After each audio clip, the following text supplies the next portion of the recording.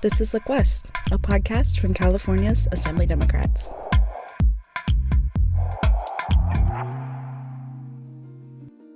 Hi, I'm Trinidad Santos, and I'm here with fellow producer Andy Domick. Hi, Andy, how are you? Hey, Trinidad, how you doing? I'm doing pretty good.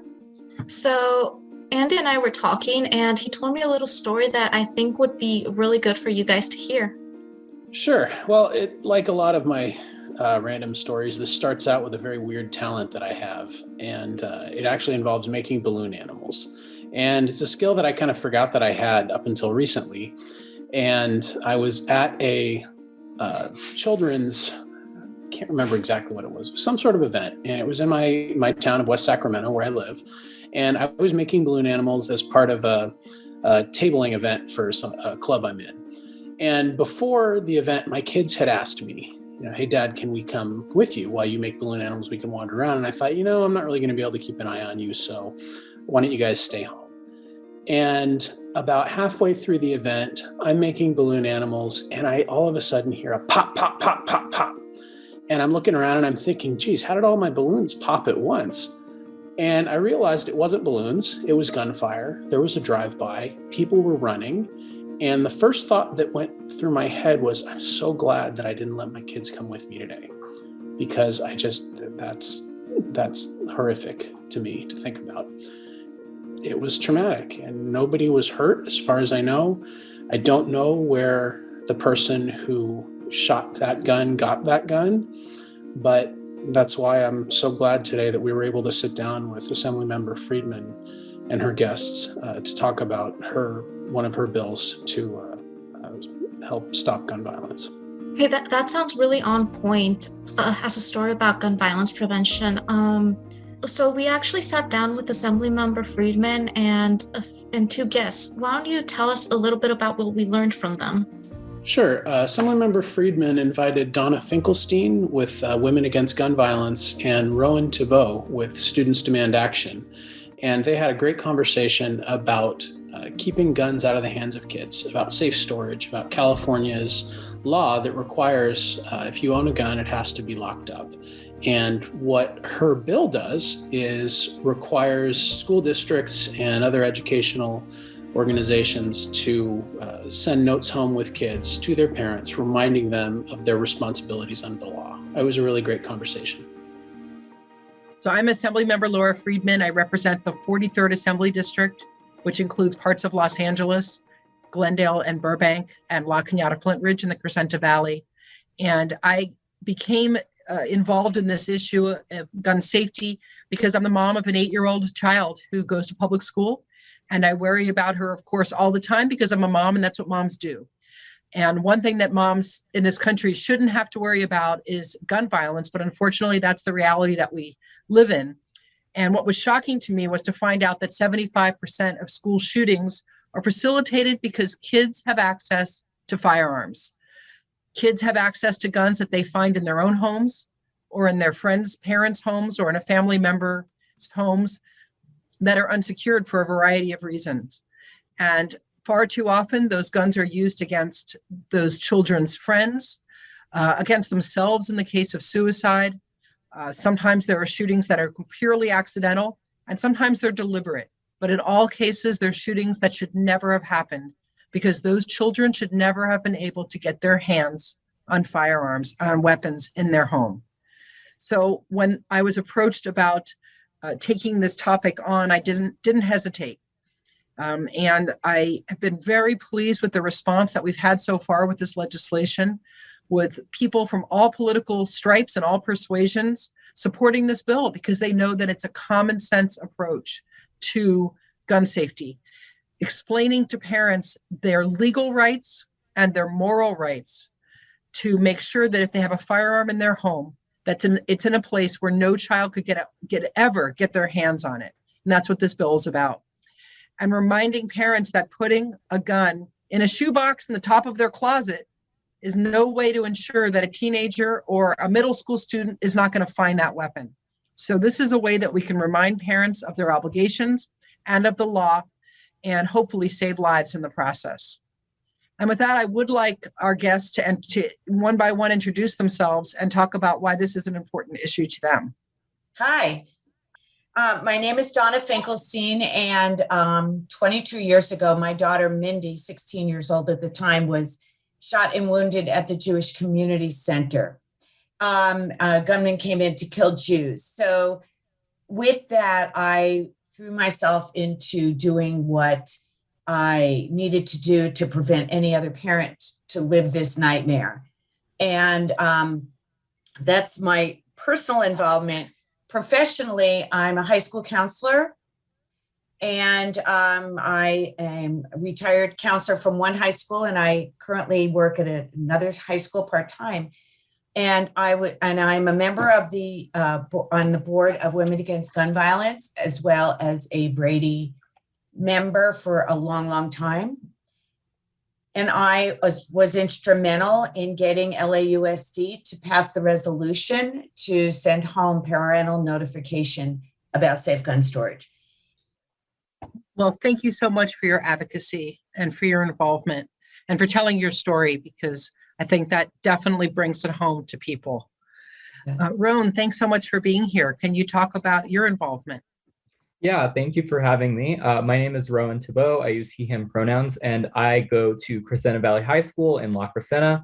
I'm one of your constituents, and our school is actually lucky enough to already have a safe storage resolution, thanks to the work of Moms Demand Action and Students Demand Action volunteers.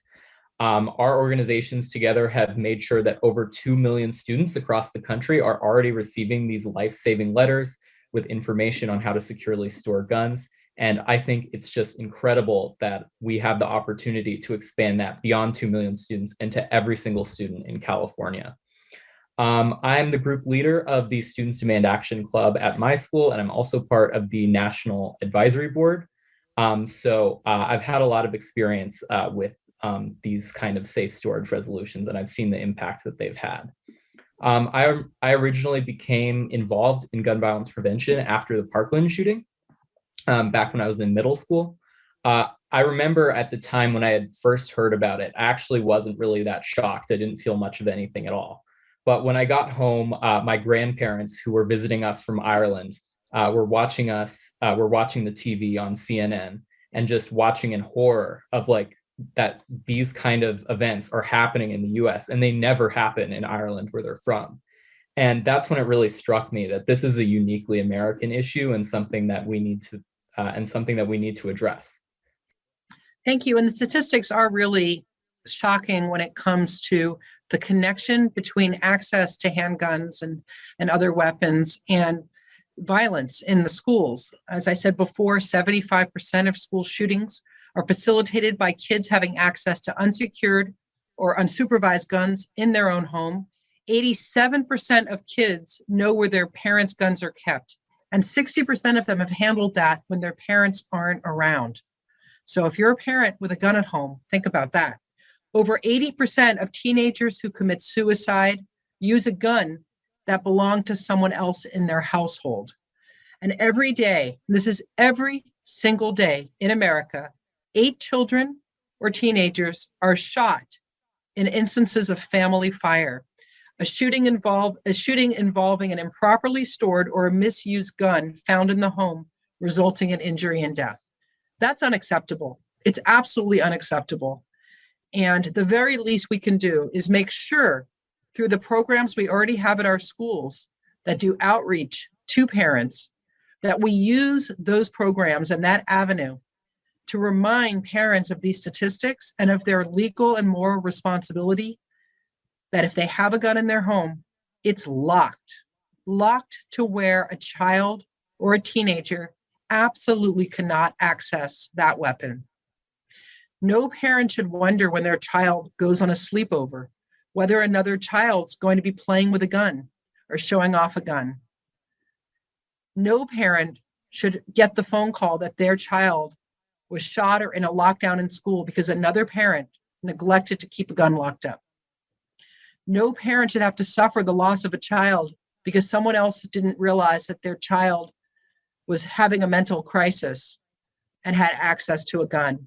No parent should find out that their own child took their life because of their gun that was improperly stored. No one should have to live with that for the rest of their days. And that's all avoidable if people just locked their guns up and made sure that their child didn't have access to it. So that's what this bill tries to do, is inform people of the importance of those safe storage laws that are already on the books. And if you're listening to this and it's something that makes sense to you and is important to you, please let your representatives know how important this is. Make sure that they support this legislation so that we can make sure that every parent is educated. And that's all that this bill does, is educate people about their legal responsibilities. A lot of gun violence prevention bills do not get anywhere near bipartisan support. This seems different. Why do you think that is? I think that my colleagues on the other side of the aisle, my Republican colleagues, recognize that this is something that's lacking, that people don't seem to understand their legal responsibilities. They understand that this is a problem. I don't think anybody could hear these statistics and think it's not a problem. The fact that we have 8 children a day being shot in this country because they have access to guns in the home or someone's playing with a gun in their household should be a wake-up call to everybody. And I don't think that anybody, Republican or Democrat, thinks it's okay for a child to be able to find an unsecured gun in their home. And so we have seen bipartisan support for this legislation, and I'm proud to say that that's been the case. I'm very hopeful that this bill makes it through the process and gets funded. It's easy to do. And if it even saves one life, if it even gets one parent to lock up a gun where they haven't been doing that, it will have been a success. So I wanted to add a few things because I personally have gone through the process at a school site. There's no cost. I mean, it's a piece of paper, but it's an important piece of paper. Right now with LAUSD, this one piece of paper is in the handbook, and each handbook goes out to every child in the school. And, you just hope that a parent is reading it. Through the years, what I've been doing also is I talk to parent groups, young parents, about play date. It's the same thing. If you're going to send your kids to a home, you ask if there's a pool in the backyard. And if there's a pool, how is it locked? So you need to be comfortable with this issue, which I don't understand why it wouldn't be. If you're sending your daughter or a son to a house, you need to ask the question, hey, do you have guns in the home? And if you do, how are they stored? In addition to all of this, what I do as well is in my local district, because LAUSD is very large, I speak at the counselor meetings. So I can speak to hundreds of counselors. And, we're a lot of times we're the first line of defense. We see a troubled student. And we need to ask the question with the parent, is there a gun in the home? And in fact, this just happened recently in an IEP, and the student was not doing well emotionally. And the parent was asked, is there a gun in the home? And he said yes. And the follow-up question was, well, how is it stored? And someone at the meeting said, well, he would never do that. Well, okay.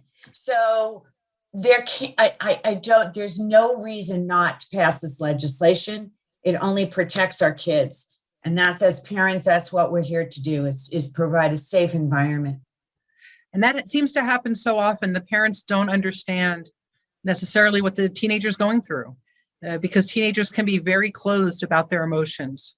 And certainly I would think that pretty much anyone who has a teenager who either took their own life or took someone else's life would say that they never saw it coming.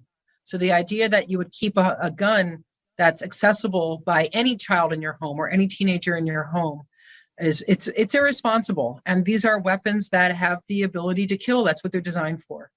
And this is already a legal responsibility. And we need to remind parents about the statistics, about these really sad statistics, and it could happen to anybody. And I think just adding on to what you guys are mentioning about all these statistics, a study has estimated that if just half of households with children that contain an unlocked gun switch to locking all their guns, over a third of youth gun suicides could be prevented. That's over 250 lives in a single year. So this legislation really is absolutely essential. People want this. Parents want this. Absolutely. We have to do it. Absolutely. And it really is mothers and teenagers themselves, students themselves, that are the ones who are really asking for safer and sensible gun legislation. People who are the potential victims being, unfortunately, our students, and then the parents are wanting to know that their kids are going every day to a safe environment. And school shootings, the fact that that's even a thing in this country is an abomination, that there's a name for it. This is not something that happened when I was a child. It's a new phenomena, and it happens all the time. It's almost become normalized. And we need to take that seriously. This is a crisis, and we need to act like it's a crisis. And it is, like you said, Rowan, it's completely unacceptable. It doesn't happen in other countries, and we should not normalize this. We shouldn't think that this is just something that happens, because it's not. There were over 200 school shootings last year alone in 2021. That's one of the highest years on record. And as Donna was saying, many of those are because of parents, like the shooting in Michigan, who were not storing their guns properly. Obviously, those parents in Michigan had something deeper to them, but many of those shootings as a result of poor gun storage are from parents who don't even know that that's something that they should be doing. More than half of parents do not store their guns securely. And that's something that's just a matter of awareness. By making sure that parents know that this is something that they should be doing, we can truly save lives. So the assembly member mentioned the need for school to be a safe space. And, we bring up all the kids that are shot and how awful that is. And it is truly awful. And one of the other things that goes along with that, though, is the trauma for those who weren't shot, but those who are worried about being shot or worried about their friends being shot. And maybe as a counselor, Donna, could you touch on that, the trauma aspect of it, what these kids are seeing and feeling today? With the students, they can't concentrate. They're failing their classes. They're misbehaving in school. They're acting out. They become foster kids. I mean, it's huge. And they want to talk. Kids want to talk about this. And they're afraid. They're afraid to go out in their own communities. And they see it all the time, especially the kids who are in certain neighborhoods. It's awful. At my school, we had a shooting scare during my sophomore year 2 years ago. Luckily, it wasn't a real gun. It was just an RTC kid who I guess had a little too much fun. But we were on lockdown for 2 hours, and just that feeling of just not knowing what's going to happen, not knowing whether your friends are going to come out alive or whether you're going to come out alive. That's something that sticks with you, even if you're not directly impacted. Yeah, it's incredible. And you're right. I've also heard that because of COVID, the stress was so intense in a lot of students with the year out of school that a lot of kids are facing mental health issues right now. The anxiety, the stress, being separated from their peers, maybe the stress that their parents were facing, putting extra stress on them, the trauma of having people close to them die of COVID or get seriously ill. And all of that can certainly lead to acting out or violence and violent tendencies. So a child who maybe was very stable 2 years ago may not be right now, may be in a crisis that they're not communicating with their parents or to anybody in their school. So even more reason to make sure that weapons and firearms are kept out of that child's hands. So California has some of the strictest gun laws in the United States. How would you all say that California compares to other states in regards to gun violence prevention? California has been a leader in gun violence prevention. Students Demand Action, which is part of Everytown, we recently released a report ranking all 50 states on the strength of their gun laws, and California was actually ranked number 1. And along with that, we have one of the bottom 10 rates of gun violence in the country. We are truly a leader on this, but the work is never done. And that's why Assemblymember Friedman's legislation, along with a couple other bills that we're advocating for this session, are so essential. I recently had a discussion with someone, and they were comparing the statistics of why California has so many more gun deaths than other states. Well, we're the largest state in the nation. We have wonderful gun laws, but everyone, a lot of people are skirting around it and they're making with the 3D gun and things like that. But my focus in all these years is prevention. So you can't measure prevention, but I also want to focus on, I know the media focuses on school shootings, but every single day we lose 8 to 10 kids, but from gun violence. And that is a sad, sad statistic. Yeah, I want to thank Donna for bringing that up, because that really is such a great point, that mass shootings that make the news are only the tip of the iceberg when it comes to our gun violence epidemic. A lot of people at my school are actually a little less worried about gun violence right now because of COVID, because there hasn't actually been that many shootings that have made the news. But at the same time, gun violence is actually up, especially gun suicides, as Donna was mentioning. And at our school, we're still reeling from a couple gun suicides a couple years ago. It really is something that can have a long-lasting effect on our communities. The fact that we have so many deaths still and so many suicides and so many accidental shootings that are purely the result of a child getting their hands on an unsecured gun shows that the low-hanging fruit of gun violence is access.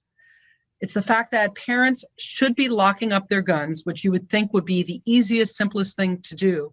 And just doing that would save thousands of lives in this country.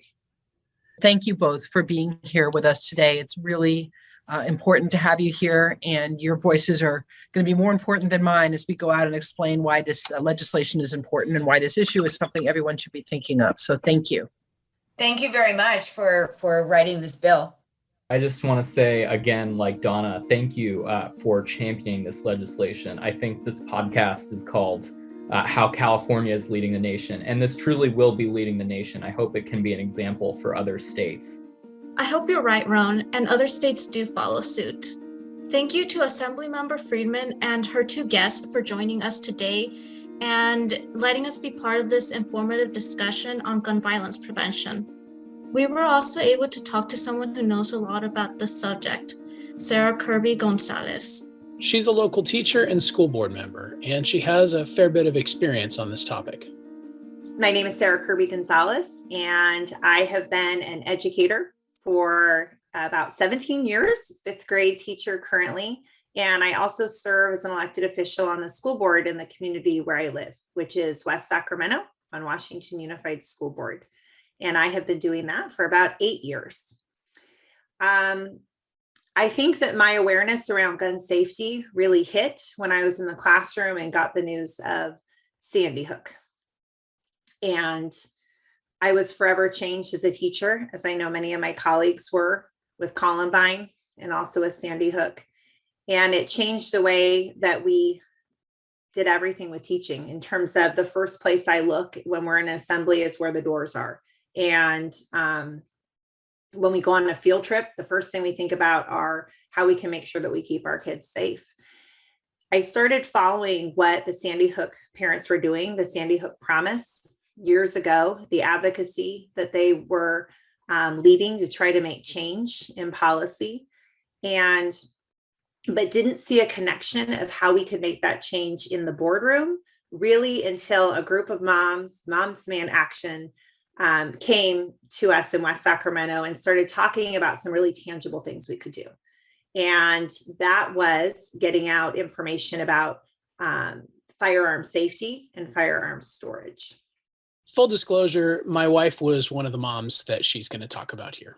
We have, again, a fantastic group of parents in West Sacramento who were ready to tackle this head on. And they came to school board meetings and they presented to us the facts around gun violence, particularly around our youth, and gave just an incredible presentation. They also brought to us, which was so important, models of different letters, different resolutions that we could adopt. And together we crafted one that went out to the community. Our resolution included having gun safety information in a handbook that parents would sign, making sure that they were aware of the laws around being responsible gun owner if they so choose to have guns in their home. and also a letter that would be crafted by our superintendent to go out to the community as well. And that went out earlier this school year. We got it out, and I've had nothing but positive things from parents. In fact, recently I was talking to a parent on the street and about kids playing in each other's homes. And the conversation now is much more normalized about, do you have guns in your home? And if you do, are they secured? And those are conversations that we want our families and our students to have, and to be more open about it. And so that's one of the really positive impacts that I've seen since we adopted the resolution and have the communication go out to the community. Sarah is no stranger to firearms. In fact, she grew up around them. I grew up with a father who was a registered gun owner, and my father went to get through his medical school. He restored old Revolutionary War muskets, and so he had these old guns up, hanging up on our beams. And he also had he was a doctor for the United States shooting team, and so he had one of the shotguns there and would shoot ski trap off the back of our house. We lived with no neighbors around over the canyon. So I did grow up around guns, but I grew up with guns that were secured and guns that were locked, and clear training around how to use a gun. I have chosen not to be a gun owner, but my husband is. He's been in law enforcement for many years now. And before he even comes in the house, his gun is secured into our safe. And so it is not around our children, and they don't know how to access that gun. And then as an educator, I have experienced gun violence at the school where I teach. We unfortunately had a youth die of suicide on our campus after school hours. And in the community I represent here in Washington Unified, we've also been impacted by youth violence and by suicide with guns that were not secure. In my classroom, the flag sits, I can't see the flag outside of my classroom unless it's at half staff, which it is oftentimes after gun violence. And I've seen it more times than I can tell you when I've been in my classroom and students have asked. And it's a really heartbreaking conversation to have as a teacher and as a mother, and knowing that these are preventable things, and knowing that there are ways to keep our guns safe and out of our youth hands. So I'm very grateful for all of the organizations and all the individuals that are working hard to create change and bring awareness. And it's all bipartisan in terms of keeping your guns safe and locking them up. We also asked how she talks about gun violence with the kids that she teaches. I ended up turning off my phone notifications. I used to always get the news coming through, and I stopped doing that because it's too hard to be in a classroom with students and be getting this type of news when you're seeing their faces. But we have had conversations about gun violence in our room, and talking about, in some cases, hate as well. And they're hard conversations to have. And the students know we do talk about, if you ever see a gun, you need to make sure to talk to an adult. And I have those conversations with them. That is the same language that is in the resolution that we've passed in West Sacramento, which is really that guns should be safely secured. We have a variety of different homes and experiences that our kids come to us with. And I certainly have students who go and shoot targets with their family at the shooting range, and are very experienced with guns in their home, and in terms of have been educated as well as safe storage, and others who have never seen a gun. And so conversations around what to do if you see a gun and alerting an adult, I teach 10-year-olds, and we're able to have good conversations, and they're able to reason with that, that you should not touch a gun if you see it. You should go and alert an adult if it's unsecure.